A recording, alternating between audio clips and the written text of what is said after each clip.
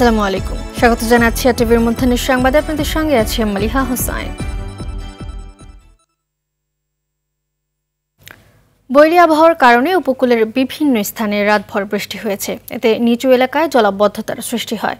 বিভিন্ন স্থানে ট্রলার ডুবির ঘটনাও ঘটে। বৃষ্টিতে বরিশাল নগরীর বিভিন্ন এলাকাতে জলাবদ্ধতার সৃষ্টি হয়েছে। এতে দুর্ভোগ বেড়েছে মানুষের।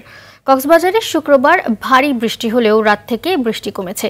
বৈরী আবহাওয়ার কারণে উপকূলে ফিরতে পারেনি কক্সবাজারের ১৩টি ফিশিং ট্রলার।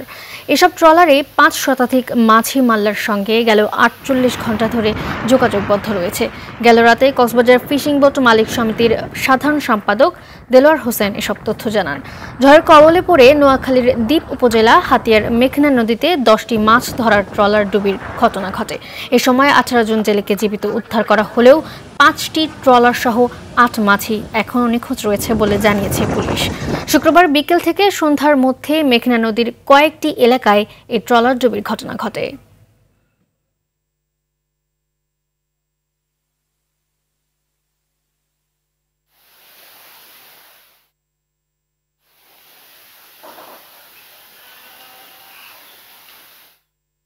আবহাওয়া পরিস্থিতি ও ট্রলার ডুবির বিষয়ে জানাতে কক্সবাজার থেকে সরাসরি যোগ দিচ্ছেন সহকর্মী সাইফুর রহিম শাহিন। ১৩টি ফিশিং ট্রলারের সবশেষ তথ্য কি আছে আপনার কাছে? আর ট্রলারে থাকা ৫ শতাধিক মাঝি মাল্লার সঙ্গে কি এখনো যোগাযোগ করা সম্ভব হয়েছে কিনা জানাবেন আমাদের।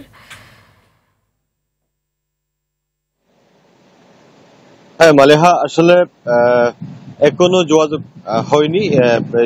যেটা আপডেট সেটা হচ্ছে ওই কক্সবাজার সমুদ্রপাড়া উপকূল থেকে আজকে সকালে আরেকটা লাশ উদ্ধার হয়েছে।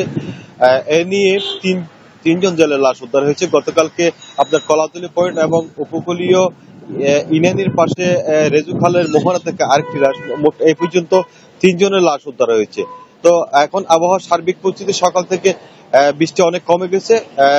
গতকালকে ভারী বৃষ্টি ছিল, আজকে বৃষ্টির পরিমাণ কমে গেছে এবং জলাবদ্ধতার যে বিষয়টা সেটা অনেকটা কেটে গেছে এবং মোটর জুড়ে যে জলাবদ্ধতা পর্যটক আটকা পড়ার যে তথ্যটা ছিল সেটা সে পর্যটকরা এখনো নিরাপদে রয়েছে এবং ফিশিং ট্রলারের যে কোনো উদ্ধারের তৎপরতা এবং কোনো বিষয়ে যদি পরবর্তী আপডেট থাকে আমরা সেটা জানাবো। তবে এখনো পর্যন্ত ফিশিং ট্রলার এখনো নিরাপদে ফিরতে পারেনি, এখনো সমুদ্রে রয়ে গেছে বা নিখোঁজ, যেটা ফেরত আসলে বোঝা যাবে।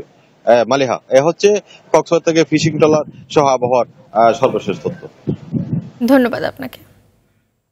এ বিষয়ে আরো জানাতে নোয়াখালী থেকে সরাসরি যোগ দিচ্ছেন আমাদের আরেক সহকর্মী গিয়াসউদ্দিন রনি।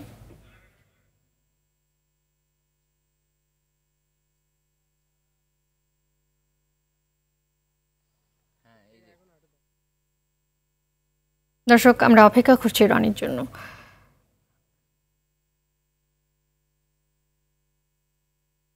রনি, নিখোঁজ জেলেদের উদ্ধারে তৎপরতা রয়েছে কিনা বিস্তারিত জানাবেন আমাদের। হ্যালো, জি জি বলেন। জি জি হ্যালো, জি মালিয়া, আপনি যেমনটি জানতে চেয়েছিলেন, নোয়াখালীতে গত ২৪ ঘন্টা জড়ো হাওয়া সহ বৃষ্টিপাত হচ্ছে। আবহাওয়া অফিস সূত্র জানিয়েছে যে নোয়াখালীতে গত ২৪ ঘন্টায় ১০০ মিলিমিটার বৃষ্টিপাত রেকর্ড করা হয়েছে। অপরদিকে বৈরী আবহাওয়ার কারণে নোয়াখালীর দ্বীপ উপজেলা হাতিয়াতে 10টি ট্রলার ডুবির ঘটনা ঘটেছে। ওই ট্রলার ডুবির ঘটনায় এখন পর্যন্ত ১৭ জন জেলে নিখোঁজ রয়েছে। এছাড়া এখনো পর্যন্ত 5টি ট্রলারও নিখোঁজ রয়েছে। আমি হাতিয়া উপজেলা নির্বাহী কর্মকর্তার সাথে কথা বলেছি, তিনি আমাকে জানিয়েছেন যে যারা নিখোঁজ রয়েছে তাদেরকে উদ্ধারে প্রশাসন তৎপরতা চালাচ্ছে। এদিকে আমি এখন দাঁড়িয়ে আছি নোয়াখালীর সদর উপজেলার নিয়াজপুর ইউনিয়নের দৌলতপুর গ্রামে। আপনারা দেখতে পাচ্ছেন যে এখানে গতকালের যেই জড়সহ বৃষ্টি হয়েছে এজন্য এখানে কিন্তু আবার কিন্তু বন্যার পানি কিন্তু বেড়ে গেছে, জলাবদ্ধতা বেড়ে গেছে এবং স্থানীয়রা জানিয়েছে যে 7 থেকে 8 ইঞ্চি কিন্তু পানি বৃদ্ধি পেয়েছে। অপরদিকে আপনাদেরকে জানিয়ে রাখি যে নোয়াখালীতে এখন পর্যন্ত কিন্তু 12 লক্ষ মানুষ কিন্তু পানিবন্দী রয়েছে। এছাড়া 349টি আশ্রয়কেন্দ্রে 35,000 মানুষও কিন্তু অবস্থান করতেছে। কিন্তু স্থানীয়রা আশঙ্কা করছে যে এই ভারী বৃষ্টিপাতের কারণে এখানে কিন্তু নতুন করে আবার কিন্তু বন্যার আশঙ্কা দেখা দিয়েছে। জেলা আবহাওয়া অফিসের সাথে কথা বলে জানতে পেরেছি যে সাগরে নিম্নচাপ এবং মৌসুমী জলবায়ুর প্রভাবে এখানে বৃষ্টিপাত হচ্ছে এবং এই বৃষ্টিপাত কিন্তু আগামী 2 থেকে 3 দিনও হওয়ার কিন্তু সম্ভাবনা রয়েছে এবং জেলা আবহাওয়া অফিস থেকে কিন্তু এখানে 3 নম্বর সতর্ক সংকেত দেখাতে বলা হয়েছে এবং এখানকার যেই সাগর এবং নদীতে যেই লঞ্চ ট্রলার রয়েছে তাদেরকে নিরাপদে থাকতে বলা হয়েছে। এছাড়া হাতিয়া উপজেলা নির্বাহী কর্মকর্তা জানিয়েছেন যে হাতিয়ার সাথে সারা দেশে লঞ্চ এবং ট্রলার যোগাযোগ বন্ধ রয়েছে। মালিয়ে ছিল আমার কাছে নোয়াখালীর বৃষ্টি এবং বন্যার যে জলাবদ্ধতা পরিস্থিতি নিয়ে সর্বশেষ। ধন্যবাদ আপনাকে। সাগরে সৃষ্ট চলমান স্থল নিম্নচাপটি সামান্য উত্তর পশ্চিম দিকে অগ্রসর হয়ে ঘনীভূত হয়ে এখন যশোর ও তৎসংলগ্ন এলাকায় গভীর স্থল নিম্নচাপে আকারে অবস্থান করছে। এটি আরও উত্তর পশ্চিম দিকে অগ্রসর হতে পারে, সেই সাথে এর প্রভাবে বৃষ্টিপাত হবে সারা দেশে। আবহাওয়া অধিদপ্তরের সবশেষ তথ্য অনুযায়ী বৃষ্টির এই ধারা আগামীকাল অব্যাহত থাকার পরে ধীরে ধীরে কমে আসবে। তবে এরপরেও আরও 2টি লঘুচাপের আভাস দিয়েছে আবহাওয়া অফিস। এদিকে দেশের প্রতিটি সমুদ্র বন্দরকে 3 নম্বর আর নদী বন্দরকে 2 নম্বর সতর্ক সংকেত দেখাতে বলা হয়েছে, যেটি আগামীকাল পর্যন্ত বলবৎ থাকবে।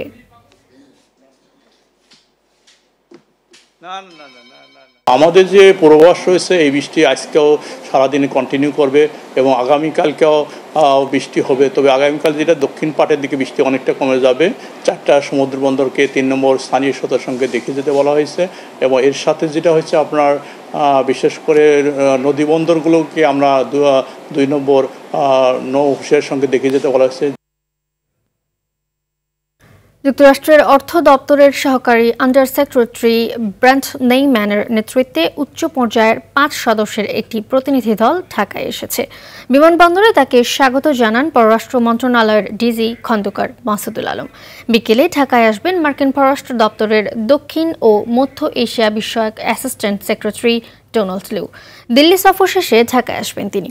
অন্তর্বর্তী সরকার দায়িত্ব নেওয়ার পর যুক্তরাষ্ট্রের কোনো প্রতিনিধি দলের এটাই প্রথম ঢাকা সফর। বলা হচ্ছে, এবারকার সফরে বাংলাদেশে অর্থনৈতিক প্রবৃদ্ধি অর্জন, আর্থিক স্থিতিশীলতা প্রতিষ্ঠা ও উন্নয়নের চাহিদা মেটাতে যুক্তরাষ্ট্র কী ভূমিকা পালন করতে পারে এ বিষয়ে আলোচনা হতে পারে।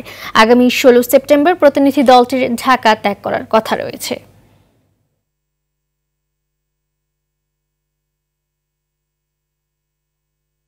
স্বরাষ্ট্রমন্ত্রী আসাদুজ্জামান খান কামালের ছেলে সাফি মুদ্দাসের খান জ্যোতিকে গ্রেপ্তার করেছে আইনশৃঙ্খলা বাহিনীর সদস্যরা।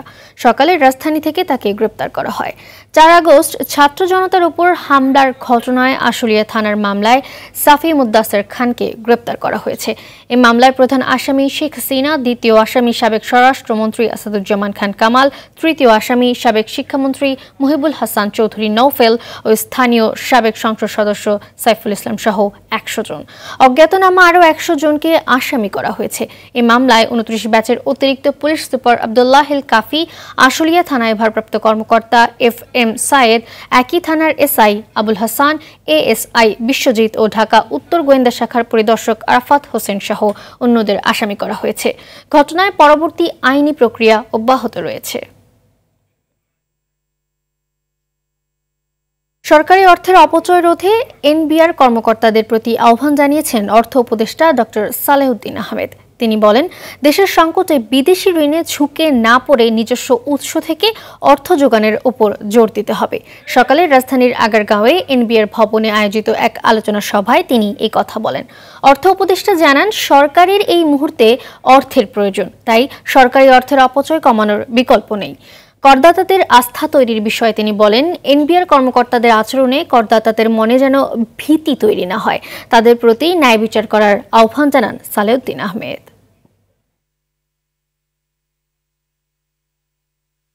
কোনো ক্রমেই যেন আপনাদের ভয়ের উদ্রেক না করে, মানে NBR অফিসিয়াল দেখলে যে ওনার কাছে গেলে আমার কি হবে, এইটা যেন না হয়, এটা একটু আশ্বস্ত করবেন। ন্যায় বিচার করবেন। ন্যায় বিচার মানে এথিক্যাল সেন্সে না, ন্যায় বিচার আপনি তোমার ট্যাক্স দেওয়ার কথা এই অ্যাসেসমেন্টে ট্যাক্সটা দেবে, কোনো লিকেজ না হয়, এই জিনিসগুলি আপনারা একটু করবেন। গত ৫ আগস্ট বৈষম্য বিরোধী ছাত্র আন্দোলন চলাকালে রাজশাহীর মহানগরীর বোয়ালিয়া এলাকায় 2 হাতে 2টি পিস্তল নিয়ে গুলিবর্ষণকারী জহিরুল ইসলাম ওরফে রুবেলকে গ্রেপ্তার করেছে র্যাব। শুক্রবার রাত 1:45টার দিকে কুমিল্লার দাউদকান্দি থেকে তাকে গ্রেপ্তার করা হয়। রুবেলের বাসা রাজশাহীর লক্ষ্মীপুরের চণ্ডীপুর এলাকায়। তিনি রাজশাহী মহানগর যুবলীগের নেতা। 5 নং ওয়ার্ডের কাউন্সিলর নির্বাচন করেন তিনি। 5 আগস্ট রুবেল 2 হাতে 2টি পিস্তল নিয়ে ছাত্র জনতার উপর নির্বিচারে গুলি করেন। রুবেল ও তার সন্ত্রাসীদের হামলায় সেদিন 8 জন ছাত্র শহীদ হন বলে জানা গেছে।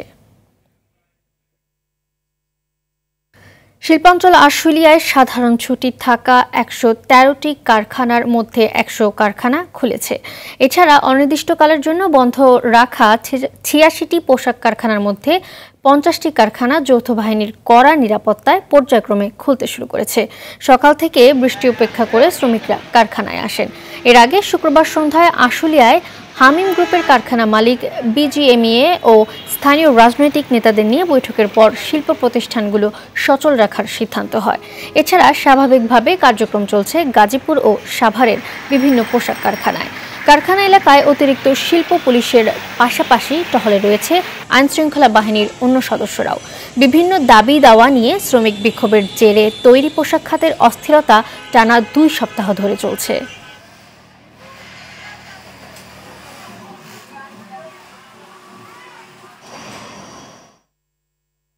কারখানা খুলে দেওয়ার বিষয়ে বিস্তারিত জানাতে আশুলিয়া থেকে সরাসরি যোগ দিচ্ছেন সহকর্মী HM সৌরভ। বাকি কারখানাগুলো খোলার বিষয়ে কি তথ্য আছে আপনার কাছে, আর খুলে দেওয়া কারখানাগুলোর কার্যক্রম স্বাভাবিকভাবে চলছে কিনা বিস্তারিত জানাবেন আমাদের।